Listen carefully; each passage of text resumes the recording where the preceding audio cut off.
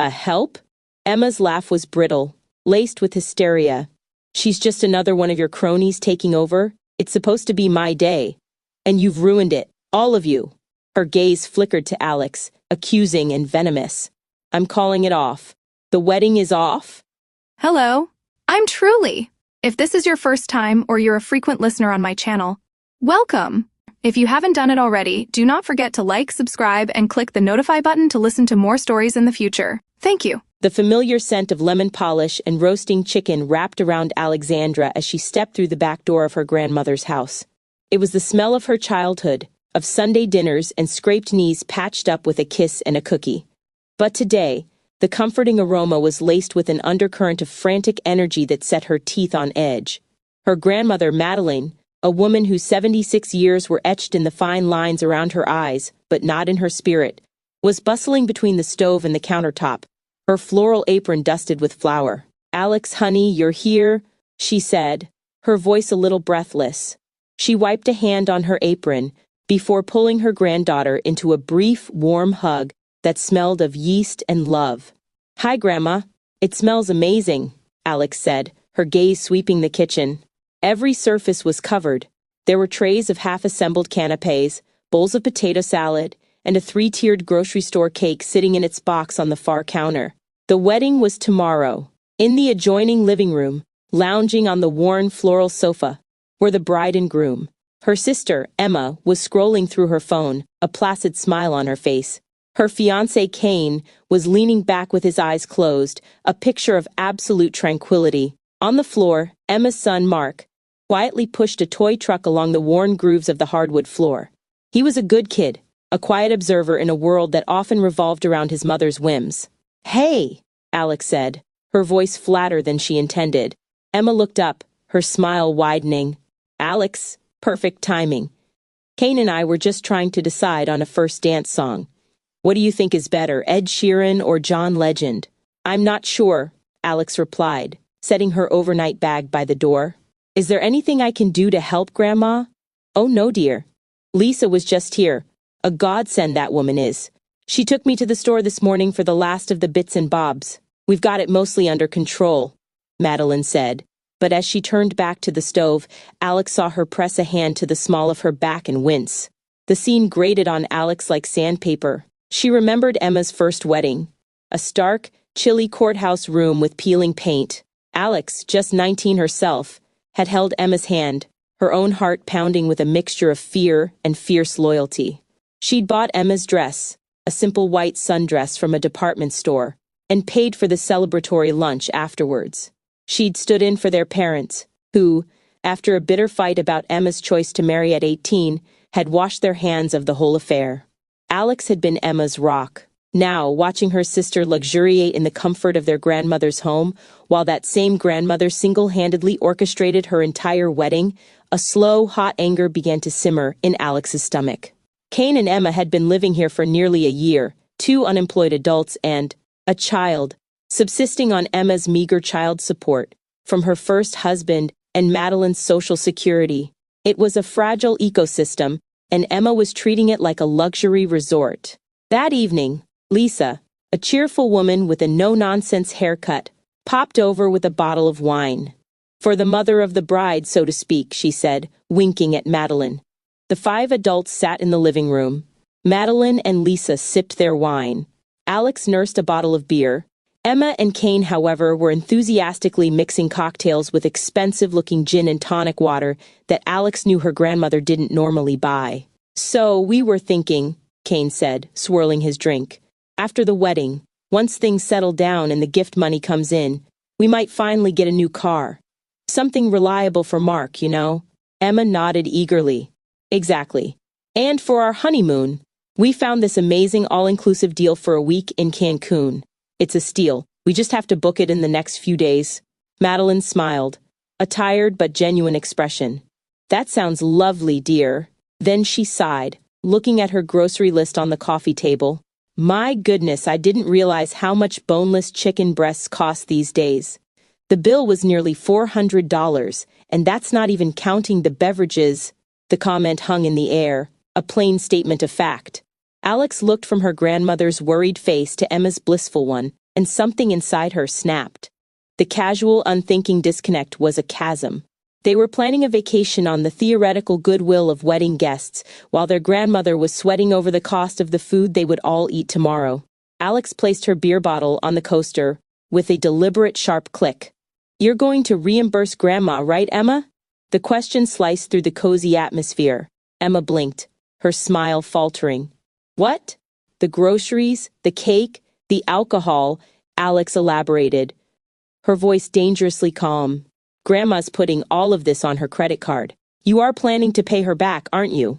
Emma flushed a deep, blotchy red. "Of course we are, Alex. Why would you even ask that? God, you're making it weird." "I'm making it weird?"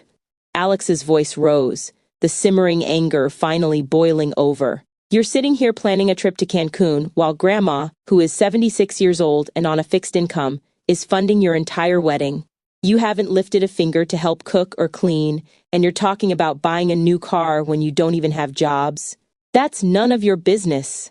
Kane interjected, sitting up straight. Madeline offered. "She loves doing this for her family. She offered because she's our grandmother and she loves you." Alex shot back, turning her furious gaze on her sister. "That doesn't make her a bank. It doesn't make her your maid. Do you have any idea how much work this is? How much stress this is for her?" Madeline stood up, her hands fluttering nervously. "Now, girls, let's not fight. It's a wedding. It's supposed to be a happy time." But Alex was past the point of no return. The years of watching Emma drift, of making excuses for her, of being her sole defender, had coalesced into this one ugly moment. "A happy time for who, Grandma?" Alex's voice cracked with a pain that surprised even her. "For them? I stood by you, Emma. At the courthouse when Mom and Dad wouldn't even speak to you. I held your bouquet, I signed as your witness. I was the only family you had, and I did it gladly. And this is how you treat the family who takes you in? You use her up. You let her work herself to exhaustion and spend money she doesn't have without so much as a thank you, and then you talk about your next vacation. It's disgusting." Silence descended on the room, thick and suffocating. Emma's face was a mask of shock and wounded pride, tears welling in her eyes. Kane stared at Alex with pure venom. Little Mark, who had been listening from the doorway, looked like he wanted the floor to swallow him whole. It was Lisa who broke the spell. She put a steadying hand on Madeline's arm. "Madeline, dear, let's go check on the roast," she said gently, guiding the trembling matriarch toward the kitchen. Emma stood up, her chair scraping against the floor. "I can't believe you, Alexandra," she whispered, her voice choked with tears. "You've ruined everything."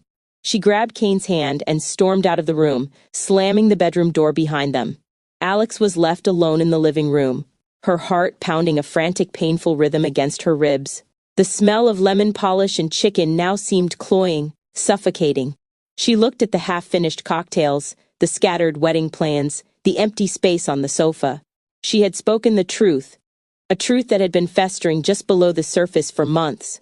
But as the sound of her sister's muffled sobs carried from the other room, a cold wave of guilt washed over her. The wedding would happen.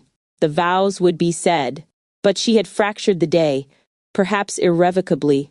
She had defended her grandmother, but in doing so, she wondered if she had just become the villain of her sister's story, that whole everyone would whisper about for years to come. The muffled sobs from the bedroom continued, a low, guttural sound that twisted in Alex's gut. She stared at her reflection in the darkened window pane, seeing not her own face, but the distorted image of a monster. A truth-teller, yes, but at what cost? Had she truly helped Madeline, or had she merely fueled the fire, pushing Emma further away? The scent of lemon polish, once a comforting marker of Grandma's meticulous care, now felt like a chemical burn in her nostrils. Minutes stretched into an eternity. Then Madeline emerged from the kitchen, her face etched with a profound weariness that went beyond her years. Lisa was beside her, a hand gently resting on her back. Madeline's eyes, usually sparkling with life and a touch of mischief, were dull and rimmed with red. "Alex, dear," Madeline said, her voice barely a whisper, "perhaps you should go home for a while. We all need to cool down." The suggestion stung, a rejection veiled in concern. Alex knew Madeline was trying to keep the peace, but it felt like she was being exiled for speaking uncomfortable truths. Grandma, this is your house, your wedding. I can't stand by and watch them take advantage of you. Madeline sighed, a deep, shuddering breath. I know, child. I know your heart is in the right place. But Emma, she's sensitive. And this is a big day for her. Let's try to mend things. Lisa, ever perceptive, squeezed Madeline's arm. Madeline's right, Alex. Sometimes, the truth, no matter how necessary, needs time to settle. Let's give them some space. Her gaze, however, held a flicker of understanding. A silent acknowledgement of Alex's impossible position. Nodding stiffly, Alex grabbed her purse. She cast one last glance at the closed bedroom door, then at the scattered wedding plans on the coffee table. The image of Emma's tear-streaked face, Kane's venomous stare, and Mark's terrified eyes burned into her memory. She had ignited a fuse, and she had no idea what the explosion would yield. The next few days crawled by, each moment laden with a palpable tension. Emma and Kane remained holed up in their room, emerging only for meals, which Madeline still dutifully prepared. The silence at the dinner table was a heavy blanket, broken only by the clinking of cutlery and Mark's hesitant questions. Kane, who had recently started a new job, a detail he made sure to mention any time the topic of their financial future arose, as if this single salary negated months of freeloading, carried an air of self-importance, a misplaced smugness that grated on Alex's nerves.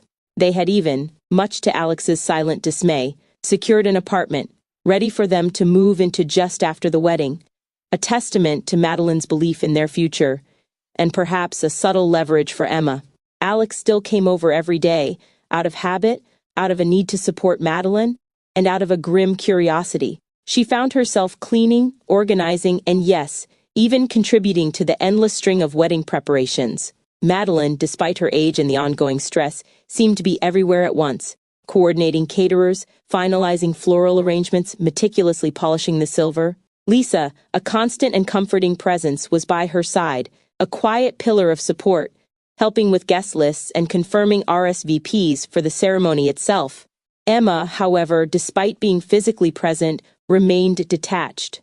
She would flit in and out, offering vague criticisms about the shade of the ribbons or the type of appetizers, but never truly engaging, never lifting a finger to help. The irony wasn't lost on Alex. Emma had complained just days ago that she hadn't contributed, yet she continued to do nothing. Then, a week before the wedding, the fragile peace shattered.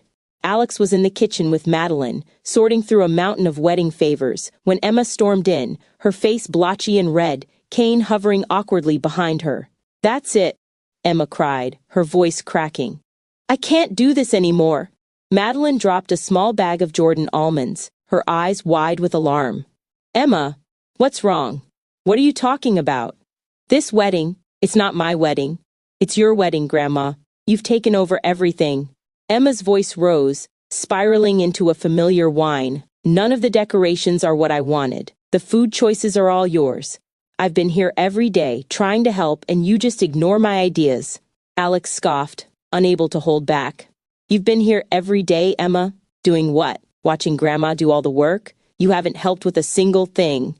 "Stay out of this, Alexandra," Emma shrieked, whirling on her. "This is between me and Grandma." "And what about Lisa?" Emma continued, turning back to Madeline, her voice brimming with indignation. "You invited her, some random neighbor I don't even know, to my wedding. It's humiliating." Madeline's face paled further. "Lisa is not a random neighbor, Emma. She's my best friend. And so many people turned down the invitation, I thought it would be nice to have someone there to share the joy with us. She's been such a help with everything." "A help?" Emma's laugh was brittle, laced with hysteria. "She's just another one of your cronies taking over. It's supposed to be my day, and you've ruined it. All of you." Her gaze flickered to Alex, accusing and venomous. "I'm calling it off. The wedding is off." Silence descended, thick and suffocating once more. This time, there was no sound of muffled sobs, only the echoing pronouncement of doom. Madeline swayed, clutching the counter for support. Her face crumpled, an expression of utter devastation. Kane finally spoke, his voice surprisingly calm, almost weary. "Emma, honey, let's talk about this. We've worked so hard for this. The apartment is ready, my job is going well. Emma rounded on him, her eyes blazing. Don't you understand, Kane? It's not our wedding, it's hers. I can't marry you like this. Not with her controlling everything. And with that, Emma turned and bolted from the kitchen, Kane following close behind her, a helpless look on his face. This time, the bedroom door didn't slam, it was left ajar, as if inviting the chaos to spread. Alex rushed to Madeline, who was trembling uncontrollably. "Grandma, are you okay?" Madeline sank into a kitchen chair, covering her face with her hands. Her shoulders shook with silent sobs. Lisa, who had just entered the kitchen with a fresh pot of coffee, dropped the carafe, shattering it on the tile floor. The sound, sharp and final, seemed to punctuate the end of everything. "Oh, Madeline," Lisa whispered, bending to comfort her friend. "This is not your fault. Not one bit." But Madeline just shook her head, tears streaming down her wrinkled cheeks. All this work, all this money, for nothing. Alex felt a surge of cold fury mixed with a profound sadness. Emma had done it. She had finally, irrevocably, burned the bridge. The wedding, the beautiful, hopeful symbol of a new beginning, was gone. And in its place, a gaping wound in the heart of their already fractured family. The food, the flowers, the venue, all booked, all paid for. The financial toll on Madeline, already on a fixed income, would be catastrophic. "She can't do this," Alex murmured, more to herself than to the others. "She can't just throw it all away." "She just did, dear," Lisa said softly, putting an arm around Madeline. "She just did." The house, usually alive with the hum of preparations and the quiet comfort of family, now felt empty, haunted by the ghost of a wedding that would never be. Alex looked at the shattered glass on the floor, reflecting an image of broken dreams. She had spoken her truth, defended her grandmother, but instead of setting things right, she had merely witnessed the collapse.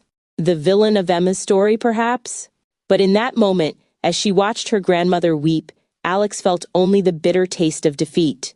The wedding was off, and the family was more broken than ever before. "Lisa," Alex heard herself say, turning to the older woman who stood frozen in the kitchen doorway, a half-filled platter of mini quiches still clutched in her hands.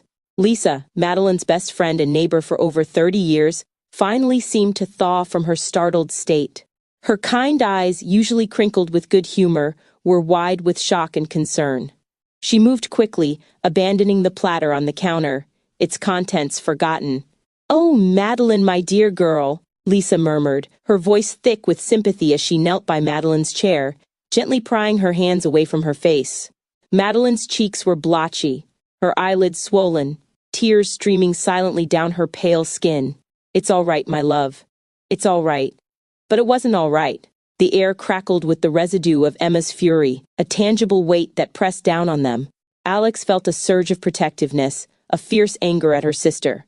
How dare Emma do this? How dare she treat their grandmother, who had poured her heart and soul, and every spare penny, into this ill-fated wedding, with such callous disregard? "She really meant it this time, didn't she?" Madeline whispered, her voice barely audible, broken. "She really called it off." Alex knelt beside Lisa, putting an arm around Madeline's slumped shoulders. "Grandma, don't listen to her. She's upset. She'll calm down." Even as she said the words, they felt hollow. Emma had stormed out like this before, but never with such a definitive, venomous pronouncement. And never before had Madeline looked so utterly defeated. The jalousie blinds rattled in the gentle breeze, a mournful sound in the silent home. From the hallway, they could hear muffled voices, Kane's low and pleading, Emma's sharp and unyielding. The bedroom door, left ajar, seemed to amplify the tension. "She thinks I've ruined everything," Madeline choked out, her head shaking slowly from side to side. "She thinks I'm trying to control her, but I just wanted to help. I just wanted her to have a beautiful day." Her gaze drifted around the kitchen, taking in the gleaming champagne flutes, the meticulously arranged floral centerpieces, the elegant place settings that had been prepped for Saturday. Every detail, a testament to Madeline's tireless efforts. The house was still decorated for the grand, formal reception that was supposed to take place in 2 days, now an absurd monument to a broken dream. "She's wrong, Madeline," Lisa said, rubbing Madeline's arm soothingly. Anyone can see how much love you've put into this. It's her loss, not yours. But Mark? Madeline's voice cracked. What about Mark? She'll keep him from me. I know she will. And after a year of him living here, of having him every day, the thought seemed to physically pain her, a deep, primal fear. Mark, Emma's first child, had lived with Madeline for almost a year during Emma's transitional period, and Madeline had doted on him, showering him with the unconditional love only a grandmother can offer. The bond was undeniable, and now Emma was threatening to sever it. A new wave of sound erupted from the bedroom. A crash, like something heavy hitting the floor, followed by Kane's raised voice, then Emma's shrill retort. Moments later, Kane emerged from the bedroom, looking even more disheveled and weary than before. His eyes met Alex's for a fleeting second, a silent plea for understanding or help, before he cleared his throat and addressed Madeline. Madeline, he began, his voice strained. Emma, she's decided to go to the apartment. It's ready, surprisingly. Earlier than expected. He shifted uncomfortably, avoiding Madeline's gaze. We need some space. To figure things out, Alex felt a cold knot tighten in her stomach. You're just going to leave? She demanded, her voice sharp. After all this? After Grandma has done everything for you two? Kane ran a hand through his hair. Alex, please. It's not that simple. She's very upset. She needs to cool down. He didn't meet her eyes, instead focusing on the front door of Grandma's house. We'll be in touch. Emma then swept into the kitchen, a carry-on bag clutched in one hand, her face still red and blotchy, but now set with a grim resolve. She didn't spare a glance for Madeline, who sat weeping silently in her chair.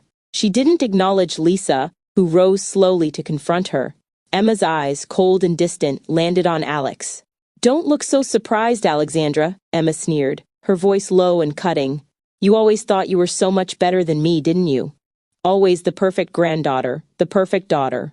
Well, here's your perfect life now. Have fun with it. And then, as suddenly as she had arrived, she was gone, Kane following meekly behind her, carrying another bag. The front door clicked shut, sealing their departure, leaving behind a silence far more profound than before. It wasn't just the absence of noise. It was the absence of a future, the absence of a dream. The house, once vibrant with the energy of preparation, instantly felt empty. The beautiful decor a painful reminder of what would not be. The faint scent of the unburnt wedding candles hung heavy in the air, a cruel mockery. Madeline stared at the closed door, her face a mask of utter devastation. She's gone, she whispered, the words barely audible. She's really gone. Alex moved to her grandmother's side, pulling her into a tight hug. Madeline felt fragile, like she might crumble to dust in Alex's arms. Lisa, ever practical but equally empathetic, began to clear away the unneeded platters, her movements slow and deliberate, as if performing a somber ritual. She'll come back, Grandma, Alex murmured, stroking Madeline's silver hair. She knew it was a hollow promise, but it was all she had. She'll realize how much you love her. But Emma didn't come back. Not that day. Not that week. The days that followed were a blur of quiet desolation for Madeline.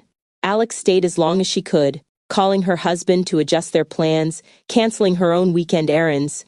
She and Lisa took down the wedding decorations slowly, methodically, packing away the symbols of love and hope that had turned to ashes. The champagne bottles, chilling in the fridge, became a bitter joke. The elegant, tiered wedding cake, ordered from a specialty bakery, sat like a monument to folly in the otherwise empty dining room. Madeline moved through her home like a ghost, her usual vivacity extinguished. She replayed every conversation, every decision, convinced that she had somehow, irreversibly, spoiled Emma's wedding, even though Alex knew full well it was Emma's own capricious nature and Kane's lack of backbone that were truly to blame. The money spent, the effort poured in, all seemed to weigh heavily on her, a self-imposed penance. And the fear of losing Mark, of Emma cutting off access to her grandson, was a constant gnawing anxiety. Alex lived an hour and a half away, but she made sure to call Madeline every single day, sometimes twice, just to check in, to offer a listening ear, to try and inject some semblance of normalcy back into her grandmother's life. Madeline, usually so independent, so resilient, sounded frail, her voice often thick with unshed tears. "Remember our plan, Grandma?" Alex said one evening, trying to sound cheerful. "My husband and I still have the entire weekend off. We're bringing our little one. We'll enjoy the champagne, we'll eat the wedding meal, and we'll gossip about Emma to our heart's content." The wedding had been planned for Saturday. It was now Tuesday. Madeline let out a small, wet laugh. "You mean, we'll drown our sorrows in champagne and carbs?" "Exactly," Alex said, a genuine smile finally touching her lips. "It'll be marvelous." Then on Wednesday, just 3 days after officially calling off the wedding, Alex's phone buzzed with a text message. It was from Emma. "Wedding's back on. Park, Saturday, 45 minutes from Grandma's. Be there or don't. IDC." Alex stared at the screen, her jaw slack. Park? 45 minutes away? IDC? The sheer audacity, the casual dismissal of all the effort, the recent devastation. She immediately called Madeline. "Grandma," Alex said, trying to keep her voice even. "Has Emma talked to you?" "No, sweetheart. Not a peep since she left with Kane." Madeline's voice was tinged with the familiar sadness. "Why? Is she all right?" "She's fine," Alex said, biting back a harsh reply. "She just texted me. She said the wedding is back on. Saturday. At a park, 45 minutes away." A stunned silence stretched between them. Then, Madeline let out a soft gasp. "She didn't tell me? After everything?" Her voice trembled, a mixture of disbelief and renewed heartbreak. "She didn't even tell me." "Well," Alex said, swallowing hard, "if you want to go, I'll drive you. We can make a day of it." It was a lie. She had no intention of going, not after the way Emma had treated Madeline, but she offered it anyway, for Madeline's peace of mind. Madeline hesitated, then brightened slightly.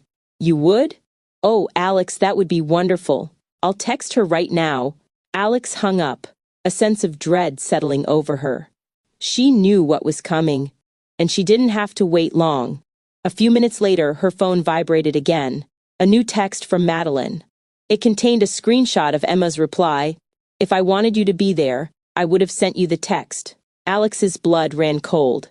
The words were a knife, twisted in Madeline's already wounded heart. She called her grandmother back immediately. Madeline didn't pick up.